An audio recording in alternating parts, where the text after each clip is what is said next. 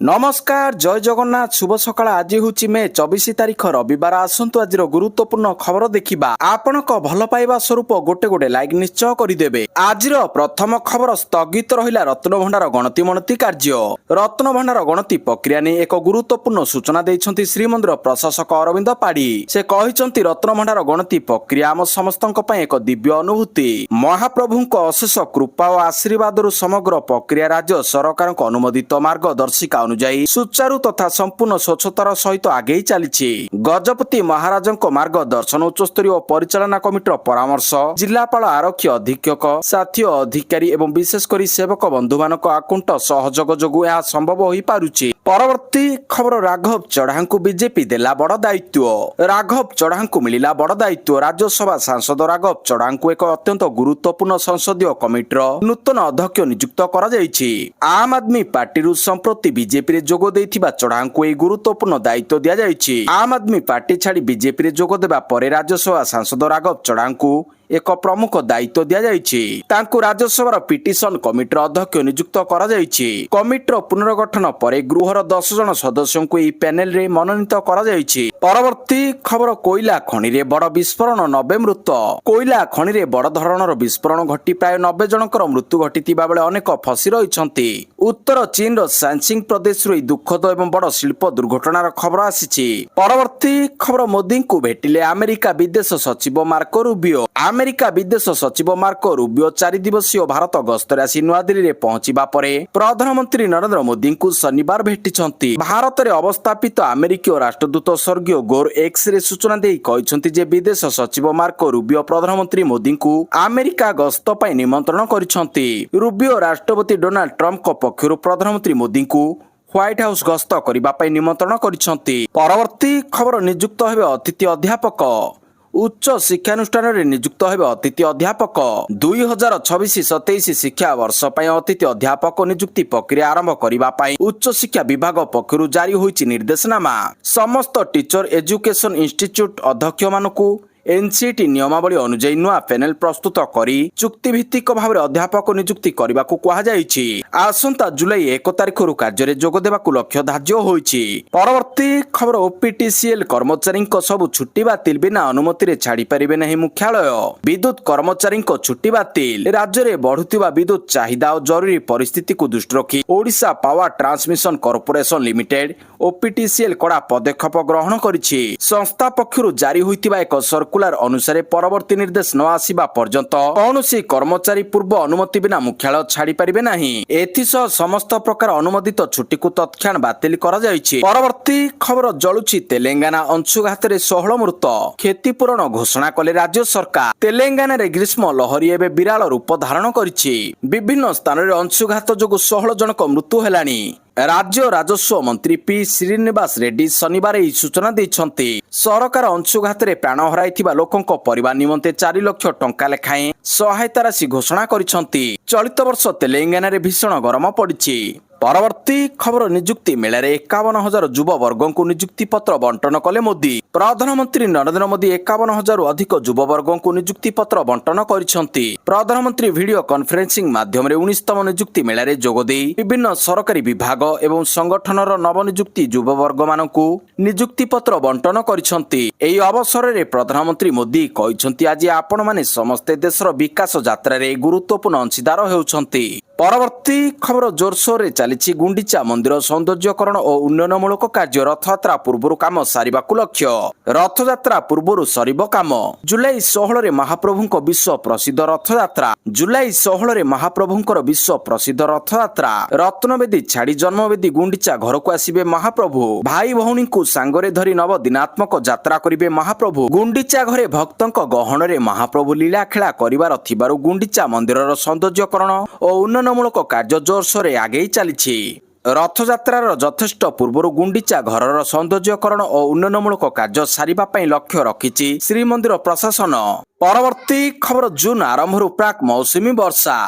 मौसुमी ओडिशा को जून 10 रु 12 तारिख सुधा आसीपारे। पश्चिम ओडिशा तातीर जलारे जलुथिबा बेले उपकूल रे तापमात्रा कमिछि सिना गुळुगुळी प्रभाव रे लोके कलबल हेउछन्ति। झारसुगुड़ा पुणी थरे राज्यर उत्तप्त सहर पालटिथिबा बेले एठारे दिन तापमात्रा 45.2 डिग्री रेकर्ड होईछि। ହେଲେ ଅଧିକ ଆର୍ଦ୍ରତା ଯୋଗୁଁ ତାପମାତ୍ରା 50 ଡିଗ୍ରୀ ଭଳି ଅନୁଭୂତ ହେଉଛି।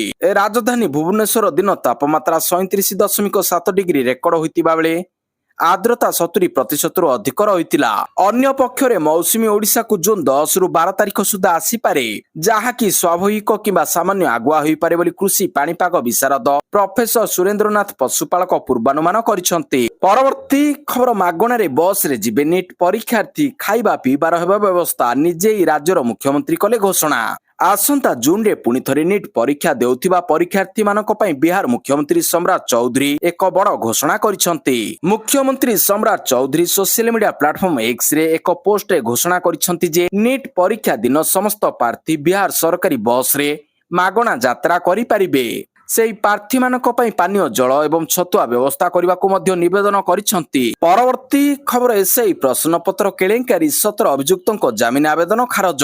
ପୋଲିସ ଏସ୍ଆଇ ପ୍ରଶ୍ନପତ୍ର କେଳେଙ୍କାରୀ ମାମଲା 17 ଜଣ ଅଭିଯୁକ୍ତଙ୍କ ଜାମିନ ଆବେଦନକୁ ଖାରଜ କଲେ ହାଇକୋର୍ଟ। ପ୍ରଶ୍ନପତ୍ର ପ୍ରଘଟ ଭଳି ସଙ୍ଗୀନ ଅଭିଯୋଗରେ ଅଭିଯୁକ୍ତମାନଙ୍କୁ ସମ୍ପୃକ୍ତି ରହିଥିବାରୁ ଏବଂ ସେମାନେ ରାଜ୍ୟର ଛାତ୍ରଛାତ୍ରୀଙ୍କ ଭବିଷ୍ୟତ ସହ ଖେଳିଥିବାରୁ ଅଦାଲତ ଜାମିନ ଦେବା ଲାଗି ମନା କରିଦେଇଛନ୍ତି। ହାଇକୋର୍ଟର ବିଚାରପତି ଜଷ୍ଟିସ ଗୌରୀଶଙ୍କର ଶତପଥୀ ଏହି ଆଦେଶ ଦେଇଛନ୍ତି। ପରବର୍ତ୍ତୀ ଖବର, ଜୁଲାଇ 23ରୁ ପାଠପଢା, ଜୁଲାଇ 9ରୁ 15 ଯାଏଁ ପ୍ରଥମ ପର୍ଯ୍ୟାୟ ନାମଲେଖା।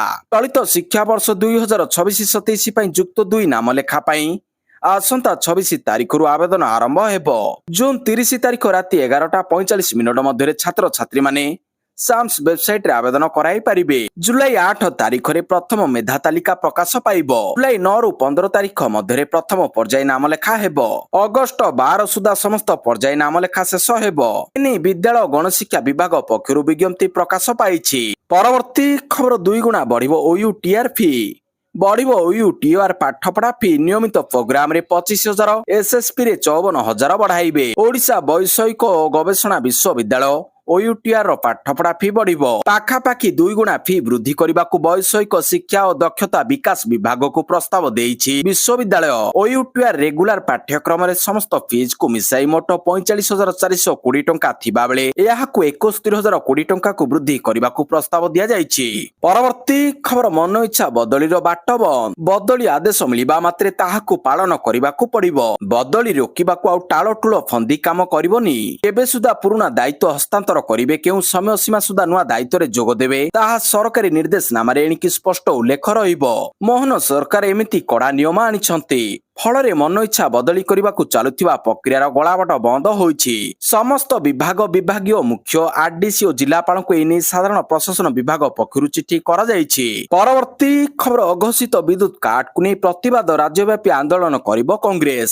ରାଜ୍ୟବ୍ୟାପୀ ଆନ୍ଦୋଳନ କରିବ କଂଗ୍ରେସ। ଅଘୋଷିତ ବିଦ୍ୟୁତ କାଟ ବନ୍ଦ ନ ହେଲେ ଆନ୍ଦୋଳନ କରିବ କଂଗ୍ରେସ। ବିଦ୍ୟୁତ ଶକ୍ତିର ଅଡିଟ୍ କରନ୍ତୁ ସରକାର। ଅଘୋଷିତ ବିଦ୍ୟୁତ କାଟକୁ ନେଇ ସରକାରଙ୍କୁ ଟାର୍ଗେଟ କରିଛି କଂଗ୍ରେସ। କଂଗ୍ରେସ ଭବନରେ ଆୟୋଜିତ ସାମ୍ବାଦିକ ସମ୍ମିଳନୀରେ ପୂର୍ବତନ ମନ୍ତ୍ରୀ ପଞ୍ଚାନନ କାନୁନଗୋ କହିଛନ୍ତି ଯେ ରାଜ୍ୟରେ ତାତି ବଢୁଥିବା ବେଳେ ବିଦ୍ୟୁତ କାଟ ସମସ୍ୟା ମଧ୍ୟ ବଢି ଚାଲିଛି। ଦୁଃଖର କଥା, କମ୍ପାନୀ ବିଦ୍ୟୁତ ଚୋରି କରୁଥିବା ବେଳେ ସରକାର ନୀରବ ଦ୍ରଷ୍ଟା ସାଜିଛନ୍ତି। ମନ୍ତ୍ରୀ କହିଛନ୍ତି ବିଦ୍ୟୁତ କାଟ ହେଲେ ଦଣ୍ଡ ଦିଆଯିବ। ତେବେ କେତେ ଅଧିକାରୀଙ୍କ ଉପରେ ସରକାର କାର୍ଯ୍ୟାନୁଷ୍ଠାନ ନେଇଛନ୍ତି ତାହାର ହିସାବ ଦିଅନ୍ତୁ। ପୂର୍ବ ମାସରେ 24ରୁ 30 ଘଣ୍ଟା ବିଦ୍ୟୁତ କାଟ ହୋଇଥିଲା। ପରବର୍ତ୍ତୀ ଖବର, ପରୀକ୍ଷା ତ୍ରୁଟି ପାଇଁ ନିଜେ ଦାୟିତ୍ୱ ନେଲେ ଶିକ୍ଷାମନ୍ତ୍ରୀ, ଛାତ୍ରଛାତ୍ରୀଙ୍କୁ ଦେଲେ ଆଶ୍ୱାସନା। ଛାତ୍ରଛାତ୍ରୀଙ୍କୁ ଆଶ୍ୱାସନା। ନିଟ୍ ପରୀକ୍ଷାର୍ଥୀଙ୍କ ଦାୟିତ୍ୱ ନେଲେ କେନ୍ଦ୍ର ଶିକ୍ଷାମନ୍ତ୍ରୀ ଧର୍ମେନ୍ଦ୍ର ପ୍ରଧାନ। ପରୀକ୍ଷା ପ୍ରକ୍ରିୟାରେ ତ୍ରୁଟି ହୋଇଥିବା ସ୍ୱୀକାର କରିବା ସହ 22 ଲକ୍ଷ ପରୀକ୍ଷାର୍ଥୀଙ୍କ ମାନସିକ ଚିନ୍ତା ପାଇଁ ସେ ନିଜକୁ ଦାୟୀ କରିଛନ୍ତି। ନିଟ୍ ପରୀକ୍ଷା ପ୍ରକ୍ରିୟାରେ ସାଲିସ କରାଯାଇଥିଲା। ଆସନ୍ତା ଜୁନ୍ 21ରେ ହେବାକୁ ଥିବା ପୁନଃ ପରୀକ୍ଷା ସମ୍ପୂର୍ଣ୍ଣ ତ୍ରୁଟି ଶୂନ୍ୟ ହେବ ବୋଲି ଛାତ୍ରଛାତ୍ରୀ ଓ ଅଭିଭାବକମାନଙ୍କୁ ଆଶ୍ୱାସନା ଦେଇଛନ୍ତି ଧର୍ମେନ୍ଦ୍ର। ପରବର୍ତ୍ତୀ ଖବର, ମୁଖ୍ୟମନ୍ତ୍ରୀଙ୍କୁ ବିରୋଧୀ ଦଳ ନେତାଙ୍କ ଚିଠି। ରାଜ୍ୟର ବିପର୍ଯ୍ୟସ୍ତ ଆଇନ ଶୃଙ୍ଖଳା ପରିସ୍ଥିତି ନେଇ ଚିନ୍ତା ପ୍ରକଟ। ମୁଖ୍ୟମନ୍ତ୍ରୀଙ୍କୁ ବିରୋଧୀ ଦଳ ନେତା ନବୀନ ପଟ୍ଟନାୟକଙ୍କ ଚିଠି। ରାଜ୍ୟର ବିପର୍ଯ୍ୟସ୍ତ ଆଇନ ଶୃଙ୍ଖଳା ପରିସ୍ଥିତି ନେଇ ଚିନ୍ତା ପ୍ରକଟ କରିଛନ୍ତି। ଆଠଗଡ଼ ବିଧାୟକ ରଣେନ୍ଦ୍ର ପ୍ରତାପ ସ୍ୱାଇଁଙ୍କ ଉପରକୁ ହୋଇଥିବା ଆକ୍ରମଣ ଘଟଣାକୁ ନେଇ ନବୀନ ଏହି ଚିଠିରେ ଉଦ୍ବେଗ ପ୍ରକାଶ କରିଛନ୍ତି। ପରବର୍ତ୍ତୀ ଖବର, ଥାଇଲାଣ୍ଡର ବଡ଼ ନିଷ୍ପତ୍ତି, ଭାରତୀୟଙ୍କ ପାଇଁ ଫ୍ରି ଭିସା ଏଣ୍ଟ୍ରି ବନ୍ଦ। ଥାଇଲାଣ୍ଡ ଯାତ୍ରା କରୁଥିବା ଭାରତୀୟମାନଙ୍କ ପାଇଁ ଏକ ବଡ଼ ଝଟକା। ଥାଇଲାଣ୍ଡ ଭାରତକୁ ଏହାର ଭିସା ଫ୍ରି ଏଣ୍ଟ୍ରି ତାଲିକାରୁ ହଟାଇ ଦେଇଛି। 2024 ପର୍ଯ୍ୟନ୍ତ ଏହି ସୁବିଧା ଉପଭୋଗ କରୁଥିବା ଭାରତୀୟ ପର୍ଯ୍ୟଟକମାନେ ଆଉ ଏଥିପାଇଁ ଯୋଗ୍ୟ ହେବେ ନାହିଁ। ମେ 19ରେ ଥାଇ କ୍ୟାବିନେଟ ଦ୍ୱାରା ଅନୁମୋଦିତ ସଂଶୋଧିତ ଭିସା ବ୍ୟବସ୍ଥା ଅନୁଯାୟୀ ଭାରତ ଏବେ ଭିସା ଅନ୍ ଆରାଇଭଲ ବର୍ଗରେ ଆସିବ, ଯାହା ଥାଇଲାଣ୍ଡର ଭିସା ଫ୍ରି ବ୍ୟବସ୍ଥାକୁ ବଦଳାଇବ। ପରବର୍ତ୍ତୀ ଖବର, ଦେଶରେ କମୁଛି ଏଲପିଜି ଚାହିଦା। ଏପ୍ରିଲ ମାସରେ କମିଛି ଏଲପିଜି ବିକ୍ରି। ଘରୋଇ ରୋଷେଇ ଗ୍ୟାସ୍ ବିକ୍ରିରେ 11% ହ୍ରାସ। ପଶ୍ଚିମ ଏସିଆରେ ବଢୁଥିବା ଭୂ ରାଜନୈତିକ ଉତ୍ତେଜନା ଓ ଏଥିରେ ହରମୁଜ ପ୍ରଣାଳୀ ବନ୍ଦ ରହିବାର ପ୍ରଭାବ ଏବେ ଭାରତର ଇନ୍ଧନ ବଜାର ଉପରେ ସ୍ପଷ୍ଟ ଦେଖାଯାଉଛି। ସରକାରୀ ତଥ୍ୟ ଅନୁସାରେ ଏପ୍ରିଲ 2024ରେ ଘରୋଇ ରୋଷେଇ ଗ୍ୟାସ୍ ବିକ୍ରିରେ ପାଖାପାଖି 11% ହ୍ରାସ ହୋଇଛି। କେବଳ ଘରୋଇ ନୁହେଁ, କମର୍ସିଆଲ ଗ୍ୟାସ୍ ସିଲିଣ୍ଡର ଚାହିଦା ମଧ୍ୟ 10% କମିଛି। ପରବର୍ତ୍ତୀ ଖବର, ଇବୋଲା ରୋଗ ଉପରେ ସମୀକ୍ଷା ବୈଠକ। ଦେଶରେ କୌଣସି ସନ୍ଦିଗ୍ଧ କେସ୍ ଚିହ୍ନଟ ହୋଇନାହିଁ। ରାଜ୍ୟ ସଚିବାଳୟରେ ମାନ୍ୟବର ସ୍ୱାସ୍ଥ୍ୟ ଓ ପରିବାର କଲ୍ୟାଣ ମନ୍ତ୍ରୀ ଡକ୍ଟର ମୁକେଶ ମହାଲିଙ୍ଗଙ୍କ ଅଧ୍ୟକ୍ଷତାରେ ଇବୋଲା ଭାଇରସ ସମ୍ଭାବ୍ୟ ସଂକ୍ରମଣ ପ୍ରତିରୋଧ ଓ ପ୍ରସ୍ତୁତି ସମ୍ପର୍କିତ ଏକ ଉଚ୍ଚସ୍ତରୀୟ ସମୀକ୍ଷା ବୈଠକ ଅନୁଷ୍ଠିତ ହୋଇଛି। ବୈଠକରେ ରାଜ୍ୟର ସତର୍କତାମୂଳକ ପଦକ୍ଷେପ, ଏଥିପାଇଁ ଆବଶ୍ୟକ ସ୍ୱାସ୍ଥ୍ୟ ବ୍ୟବସ୍ଥାର ପ୍ରସ୍ତୁତି ଓ ଆବଶ୍ୟକ ଚିକିତ୍ସା ସୁବିଧା ସମ୍ପର୍କରେ ବିସ୍ତୃତ ସମୀକ୍ଷା କରାଯାଇଥିଲା। ସ୍ୱାସ୍ଥ୍ୟ ମନ୍ତ୍ରୀ ରାଜ୍ୟର ସମସ୍ତ ବିମାନ ବନ୍ଦରରେ ସ୍କ୍ରିନିଂ ବ୍ୟବସ୍ଥାକୁ ଅଧିକ ସୁଦୃଢ଼ କରିବାକୁ ନିର୍ଦ୍ଦେଶ ଦେଇଥିଲେ।